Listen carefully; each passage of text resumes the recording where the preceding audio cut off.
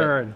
I've got some experience with mono red burn decks. It's good to demonstrate your range. I'm friends with Patrick Sullivan, who's really inspired me and should inspire everybody. I did a great interview with him at the Invitational, and he's just one of those super nice people. Yeah, he's one of my favorite people.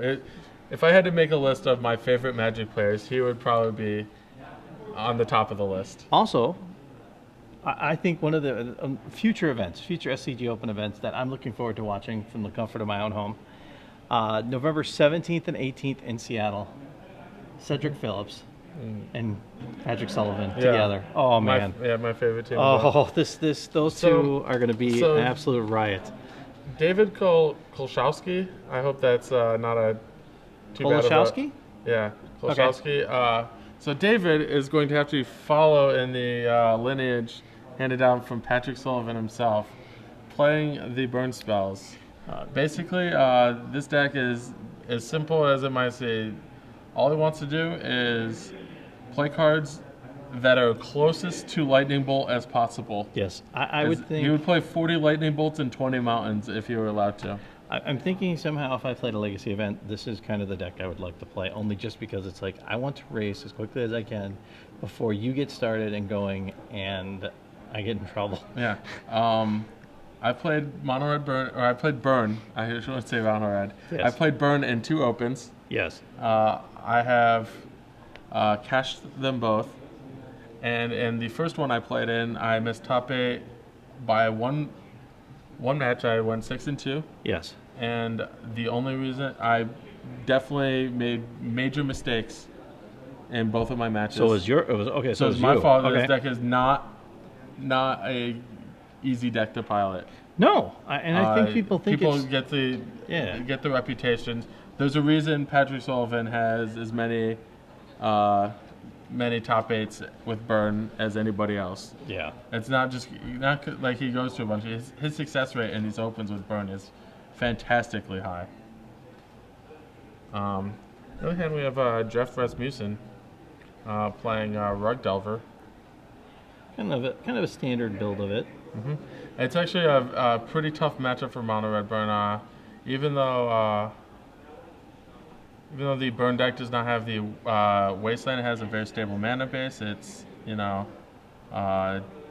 21 lands, 12 fetch lands, 9 mountains for David.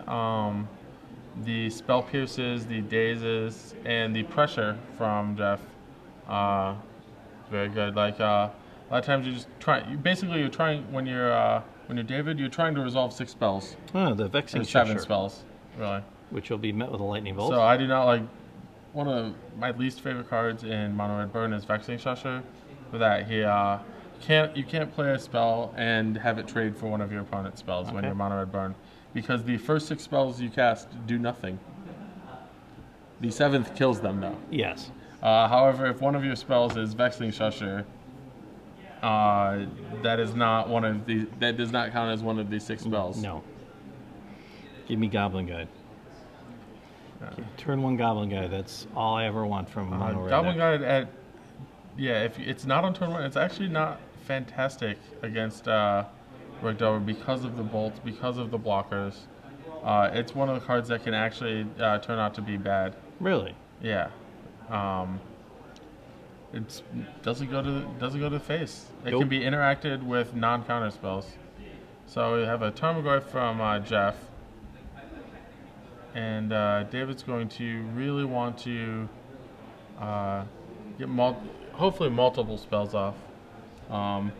There's a Sulfuric Vortex that would count as multiple burn spells. It's excellent. Fire Blast is generally the finishing touch. Yes. He does have 4 of them in his deck. Price of Progress would be a pretty reasonable play. Yeah, that is the one killer against the Rug Delver deck, because he has exactly 0 basic lands in his thing, and a Price of Progress can get real expensive on him quick. One of the major plays in the Rug Delver deck is to wasteland your own lands. Yeah, to save from price of progress damage. Yep. Absolutely. Okay, so David goes down to 19. Going to have 3 lands now. I definitely like David's choice. I've been chiding other players for playing mismatch lands.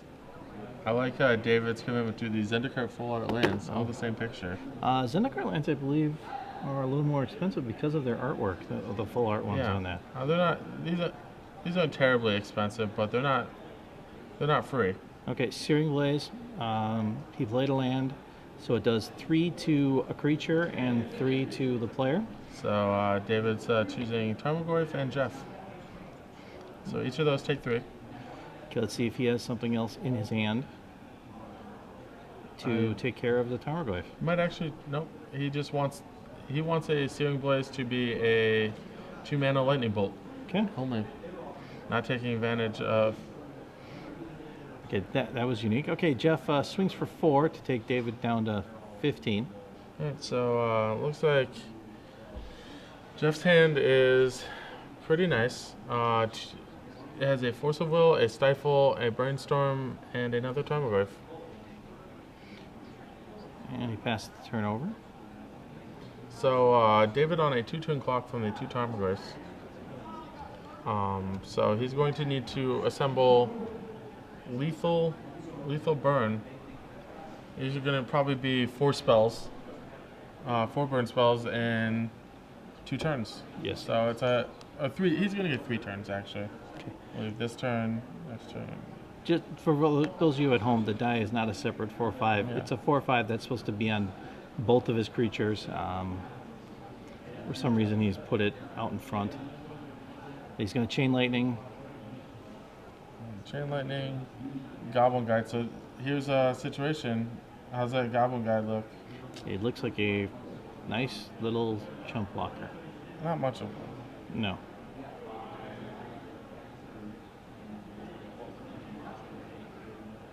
So, I mean, David would definitely prefer a burn spell at that point, but looks like Jeff's considering a Brainstorm? Yeah. Is Reach Through Mists for Jeff Rasmusen.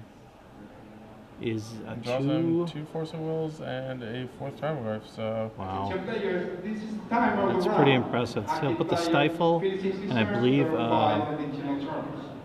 Brainstorm He's on gonna top. switch him. Okay. Or a Tarmogoyf. Believe. Yeah. So Yeah, he should not cast the. He doesn't need the last Tarmogoyf. yeah, and he can And put then he's just gonna draw 1. And now he's gonna have 2 Force of Wills. Is Force of Willing the Goblin Guide? Okay, noted. swings through for another 8, puts him on 1 turn. He knows he's going to draw another Force of Will next turn. Yeah, I do not like that play from Jeff. I believe he's going to have the freedom to play another Goyf and still have another Force of Will backup. So, look at this, and I don't think there's any combination of cards that David can have to end this game. Yeah, there's an Arid Mesa. So- That only hurts even more. Ooh, Snaring Bridge. We're going into podcast mode. Oh, okay, so Crossing Grip off the top from Jeff Rasmussen. Allows his Tarmogoyfs to swing in and take the match. Okay, and that would be So- 2-1 for Jeff Rasmussen. Rugg making, well, a little comeback here after